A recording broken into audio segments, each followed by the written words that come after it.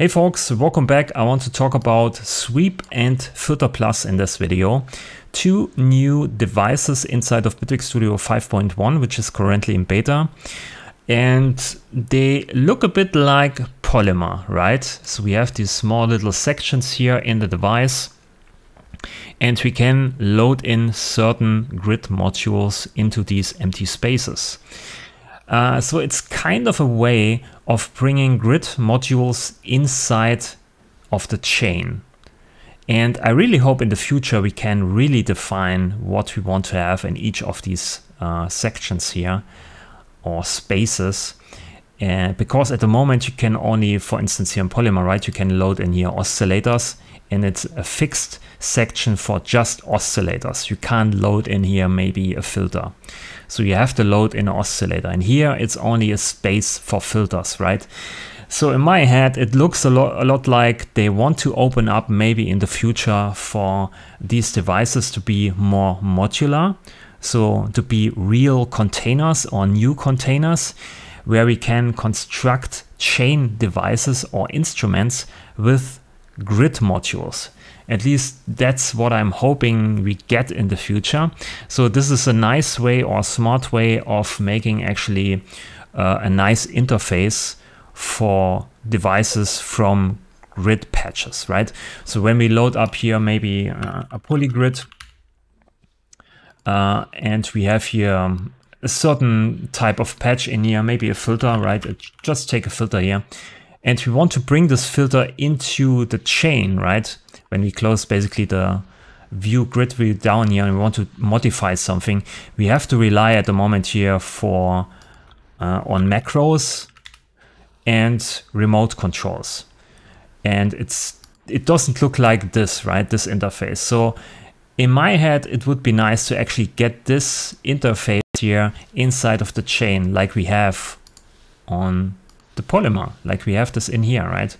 So it would be a nice way of making interfaces for grid patches easily available without having to use an interface designer or anything at all.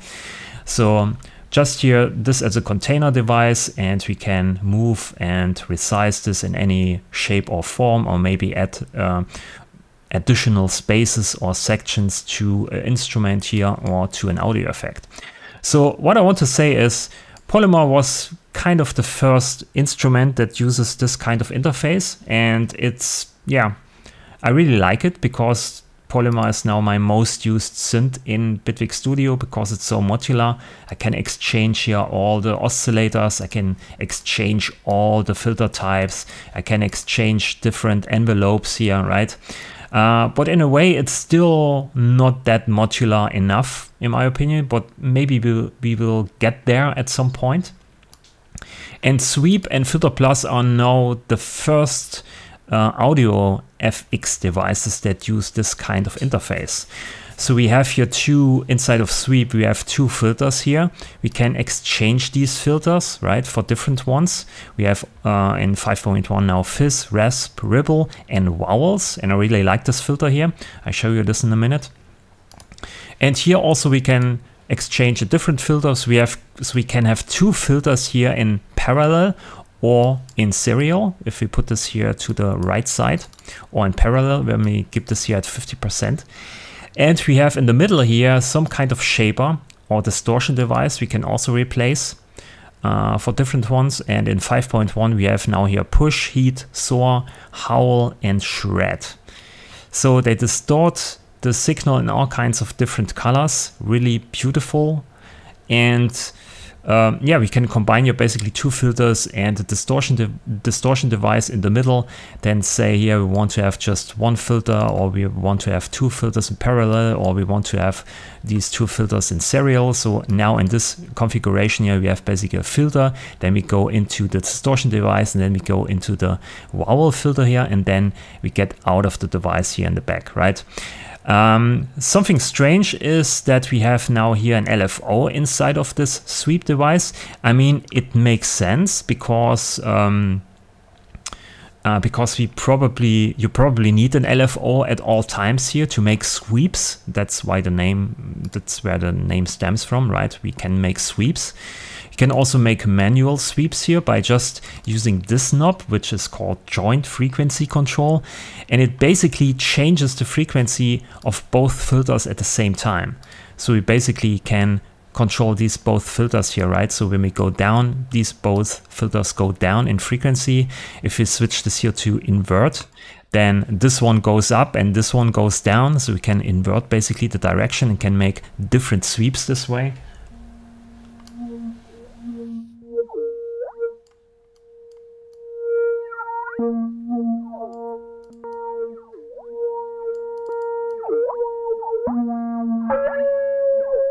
Right, it's a sweep device, so it's a nice device for making risers and sweeps, transitioning sounds, and all kinds of sound design stuff happening. And yeah, I really like this. What I don't understand is like why we have now LFOs back attached to the device itself, because we can attach LFOs and all kinds of things here inside of the modulator panel, right? So not sure why we have this. In my opinion here, it would be better to have, instead of this, maybe have here an output control, because it gets very loud pretty fast because of the distortion here, right? If we pull this up. And then you want to mix in the tri signal, which is pretty quiet or not that loud. So it would be nice to have here an output control for the wet signal. I mean, you can still put in here a tool device and do it for yourself. But I think it would be neat to have an output control at the end here instead of these LFOs that we can attach for ourselves. And maybe instead of having this here, maybe attach an LFO by default as a default preset for this device, right? And then use that on here.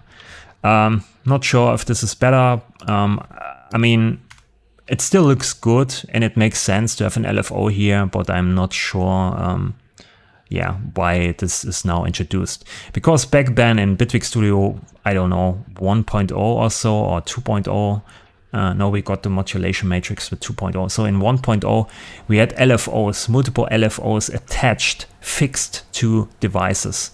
And then in 2.0, in Bitwig 2.0, we got basically here this front panel where we could attach modulators to all kinds of devices, and then they started to remove basically these LFOs here, or fixed attached LFOs from all devices. So now they are kind of back with the sweep device here and also with the Filter Plus.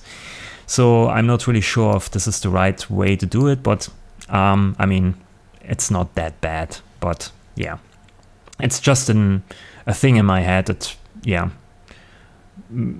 I don't know, it makes no sense. But in Filter Plus here, it's basically the same layout. We have here multiple sections, multiple spaces for distortion device and the filter.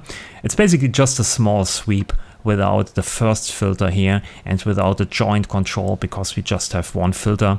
It's basically just a Filter Plus. So the filter, the normal filter, looks like this here. Actually, without here this modulator, it looks like this. We have all kinds of different filter modes here: low pass, 4-pole, band pass, and so on. And here now we can select all kinds of filters that we know already from the grid. Also the vowel filter here. Just let me delete here the sweep. But to really make this Filter Plus, I think there needs to be some kind of visual, because a lot of people actually like the visual to see what's going on with the filter, right? And they also, at least that's what I read, they prefer to have a line here in there to see what the filter looks like. So when you load up, for instance, let's say Vital, in the Vital synth, you can see basically what the filter does here, right? You see the shape of the filter. You can see where the filter shape is and what the resonance looks like and so on. So I think most people prefer to have this kind of visual in the filter. So in my opinion, to make this really Filter Plus, there needs to be a visual in here. I know it's probably not that easy to do, because they just use your grid modules, and we don't have a grid module for this kind of visual. But maybe in the future we get this. Yeah, it's kind of not really filter plus, it's basically filter plus minus. So it's filter plus, we have all the new filters in here, and the distortion device, which is really nice, minus the visuals, right? So I guess we get this probably in the future, this visual at least. So let's go do the filters here itself. I don't want to use the filter plus here because we can use the filters also here in the device itself. And the first new filter is the vowel filter, which I really like, and it's really nice to use for all kinds of things, for like vocal pads and vocal bass lines. And the vowel filter here is not really a filter itself here. It's more like a fader you can plant between different vowels. And to change which vowel you want to use, you have these kind of small drop downs here. You can say we want to have here this kind of vowel, an A, right? Then we want to have here maybe, let's say, an E, an I here, that's okay. Or maybe, let's say, an O, right? And something different here. Let's say an U, as in pool or cool. And then you take here maybe a saw, and then you can sweep between these vowels with this blend knob.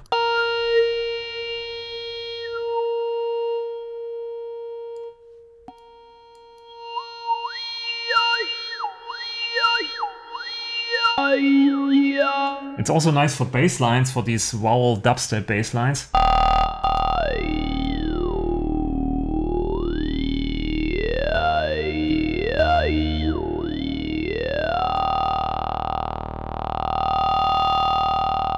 You have the resonance, you can increase the resonance, and you have also your cutoff pitch offset.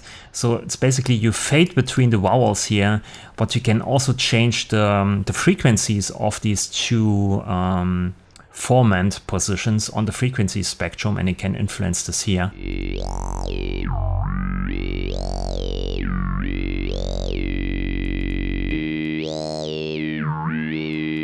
I made a video earlier this year about creating vowels with just bandpass filters, and yeah, it's basically just 2 or 3 bandpass filters, and you change the frequencies of these here, and the vowels basically have fixed frequencies for these kind of vowels here on the frequency spectrum, but you can influence all of these bandpass filters at once just with this knob here to change basically the formant position.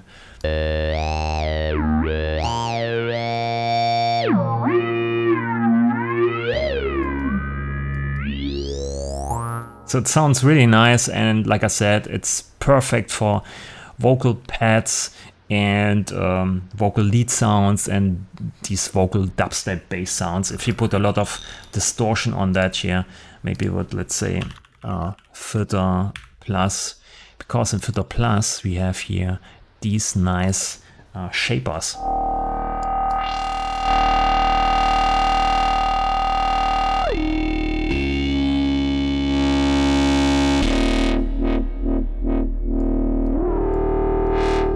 Right, so it makes a lot of sense to use filter plus in combination with the vowels. It's basically an update for dubstep and drum bass, in my opinion, this 5.1, to make dirty sounds, dirty bass lines, have all these kinds of distortion devices here at hand, all these nice new filters, just to shape the tonality of bass sounds. But it's also nice for pads. It's not like only for bass, right? But I'm coming from drum bass and dubstep, so I think basically in these kind of terms and possibilities. So yeah, that's that. And then we have here additional filters. They are really hard to describe actually what they do. The best is, in my opinion, just to put them on different sounds and try it out.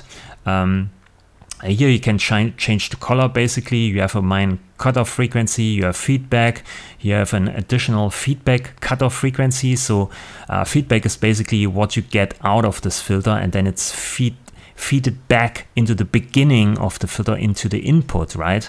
And then this feedback chain, this audio feedback here, you have also a filter on that to just filter out some overtones before it goes back into the filter itself, where we additionally have here also a main cutoff frequency. So a lot of filtering, a lot of feedback, and we can also change the color. I don't know what the color really does. I think it changed some of the characteristics on the cutoff frequency, on the resonance, so you get some different overtones or harmonics. Let me try this here.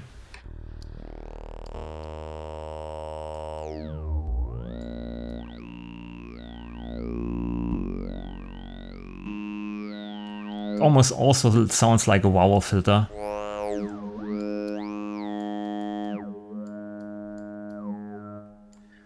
Let me use here some.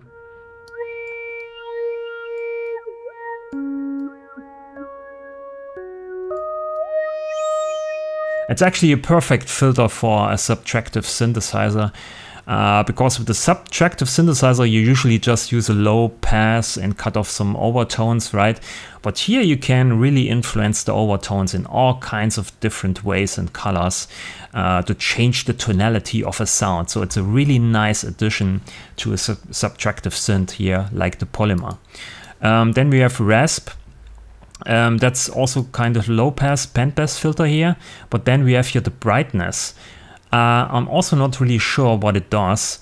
Maybe you can open up here the help menu. Let me see, we can scroll down, low pass.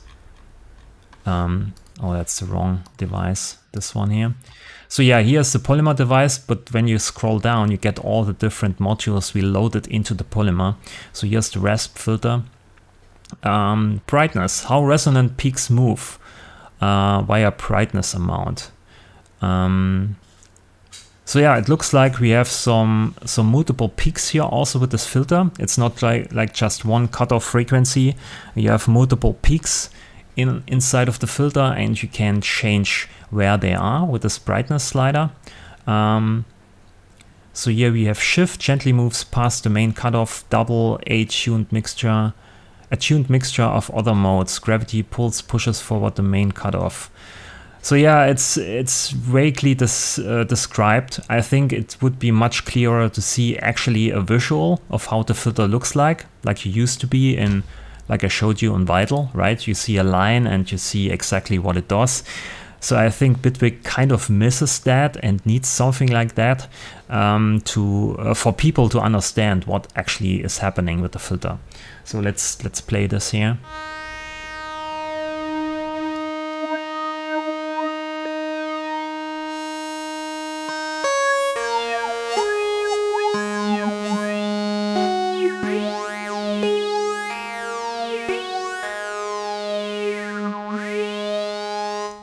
So what we can try is to make this Polymer into a kind of, let's say, modal synthesizer. So I pull here the volume down, right? So nothing goes through the filter. And then I attach here some AD. I think I showed this already in some kind of video where I changed the Polymer into a modal synthesizer. So I use here basically a very short AD envelope. And I use this to bring in the noise, like just short burst of noise. And this goes into, or actually, let's do it this way here. Let's bring this up. So I just want to feed into the filter a small burst of noise, something like this. And then use the filter to create some kind of interesting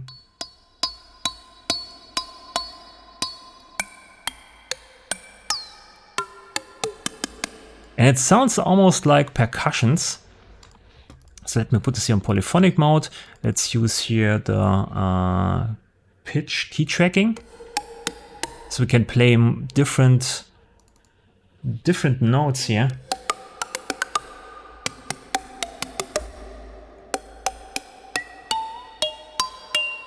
Pretty classy.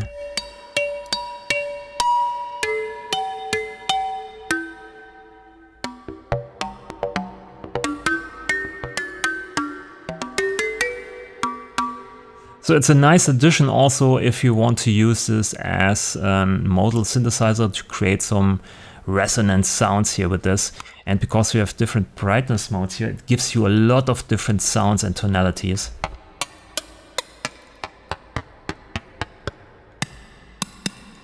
Maybe higher. Pretty clicky. It's probably something for rimshot sounds. Let's try different distortion here. Maybe howl. I think push was the best. Just a soft clipper.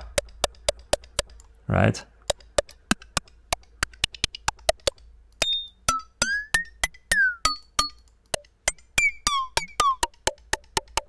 So yeah, this is really great for percussion sounds, I see, and bell sounds probably also.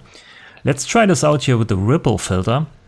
The ripple filter here has also different tonalities. Here we have nature, wind, that's earth, that's wind, and that's fire. Okay, so different colors or tonalities. So again, I think it's just multiple resonant frequencies at certain points in the frequency spectrum, and you can change everything here with just one slider. Then you have in the feedback routing on the feedback path, you have additional cutoff frequency here to make additional low cuts, high cuts, or low pass, yeah, high cuts.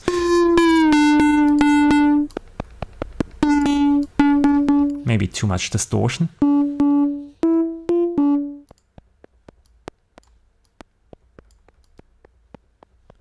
Oh, actually we need to introduce your feed. So we have feedback here and feed forward also at the same time.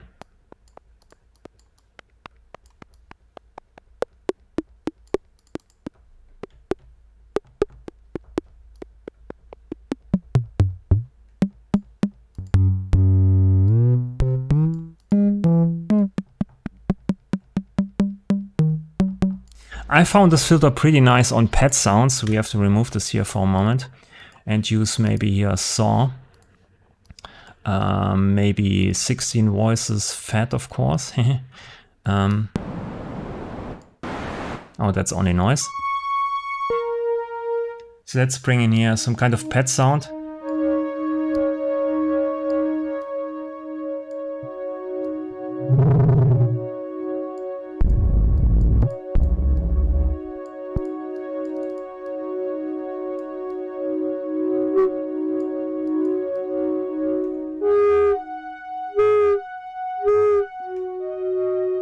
Yeah, it's pretty screamy, pretty fast.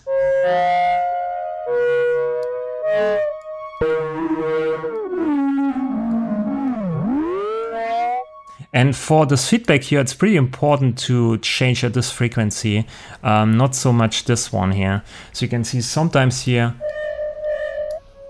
it doesn't, the feedback doesn't actually nothing, and then you bring this filter down. And then at a certain point it starts to scream.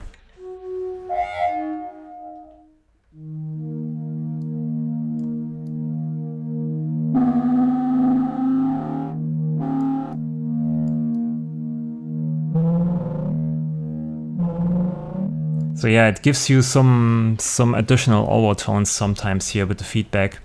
So yeah, so I think my favorite is the vowel filter, and then followed by the rasp at the moment here for percussions, and then fizz, and then ripple.